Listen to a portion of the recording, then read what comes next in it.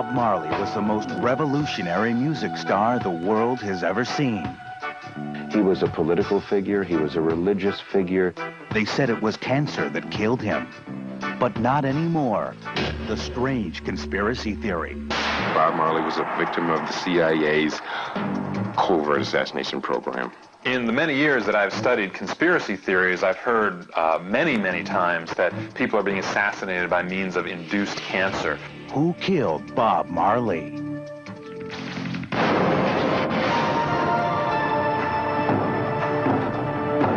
This is Strange Universe, the phenomenal daily news magazine.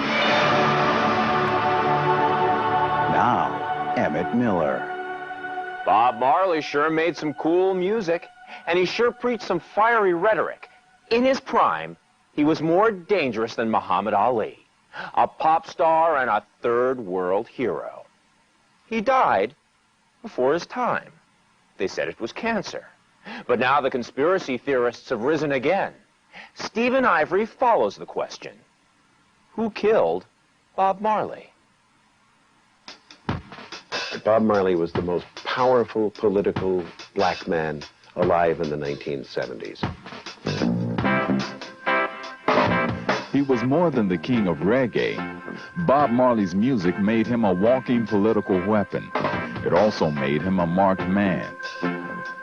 It's on the record that Bob Marley survived one assassination attempt. But now, people are saying that his death from cancer was an assassination as well. Bob Marley was in actuality a target of the Central Intelligence Agency because Bob Marley was at the forefront of a very broad-based social movement. Bob Marley's music was about life and death. It was about politics. It was about spirituality. It was about overthrowing the pernicious system. So naturally, they wanted him dead.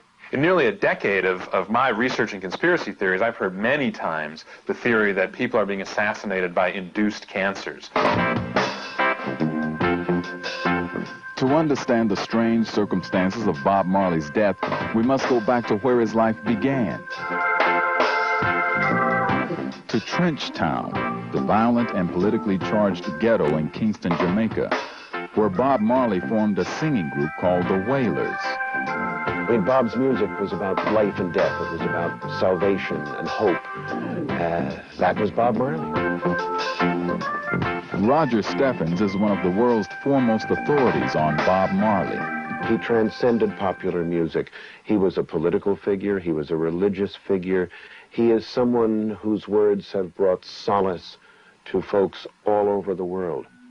Bob Marley was also a Rastafarian, a renegade philosophy that embraced the African leader Haile Selassie as a living god and marijuana as a sacrament. The combination of music, belief, his lion's mane of hair, and the ever-present smoke turned him into a living legend. But as his fame grew around the world, Bob Marley found political enemies at home. In December 1976, gunmen stormed into his house, shooting. The CIA was vitally interested in everything he did. They kept files on him.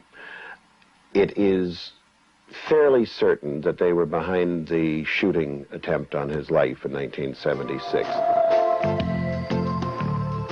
Bob Marley survived. He got even bigger. The assassination attempt on Bob's life on December 3rd, 76 catapulted Bob into a stratosphere of almost martyrdom. He went from being just a dreadlocked, ganja-smoking pop star into a mythic figure. But it was a seemingly minor event that changed the course of Bob Marley's life. It happened while he was on tour in France during a pickup game of soccer. A player stepped on Bob Marley's toe. He was carried from the field, and a French doctor gave him an injection. Bob Marley was soon diagnosed with cancer of that toe, the cancer that would kill him. Some speculate that Bob Marley had been injected with cancer or something else that mimicked its effects. So did the CIA kill Bob Marley? Well, I know they tried to. I think they wanted to see him dead. Roger Steffens can't bring himself to believe it was a hit, but others can. Kidi Obi Awadu is known as the conscious Rasta, For years, he's been distributing his writings and videos of conspiracy theories, including this one.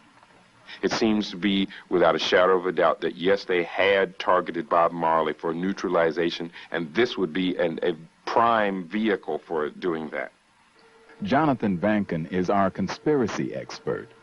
He says the Marley theory is not unusual. Jack Ruby, the killer of Lee Harvey Oswald, himself felt that he had been injected with cancer cells. William Casey, the director of the CIA, died of a brain tumor right in the middle of the Iran-Contra hearings. The days in which Bob Marley's condition worsened are also shrouded in mystery. For a time, he checked into the same cancer clinic in Mexico, where actor Steve McQueen was treated. Later, he was flown to an experimental clinic in Germany, run by a man named Joseph Issels. What they did not know at the time was that Joseph Issels was an ex-Nazi SS doctor. Bob Marley was treated with a controversial drug called CH-23. He then flew to Miami to visit his mother. He died shortly afterwards, on May 11, 1981. He was only 36. The theory that Bob Marley was the victim of a medical assassination might have died as well. But then, 6 years later, former whaler Peter Tosh was murdered during a robbery that many believe was another political assassination. The public figures who stood against the system, people like Malcolm X, people like Peter Tosh, people like Bob Marley and Martin Luther King, represented the most visible threat to the status quo. If you ask a doctor, he'll tell you it's not possible that Bob Marley was assassinated. You can't transmit cancer via a shot, so it's highly, highly unlikely that Bob received cancer from a shot. But if you ask one who's steeped in the conspiracy world, they'll tell you differently. Even Roger Steffens, the Bob Marley expert, admits that if somebody killed Bob Marley to quiet a political threat, they achieved their aim. The biggest star in Bob's aftermath was Yellow Man, a salacious, foul-mouthed rapper. And that was the music they promoted in the aftermath of Bob's death, and we've never recovered from it since. So in effect, his death accomplished a great deal of what the CIA was trying to do, which was to prevent the music from being a political vehicle. Bob's children carry on his musical tradition. There's Ziggy, Stephen, and most recently, Julian and Damien.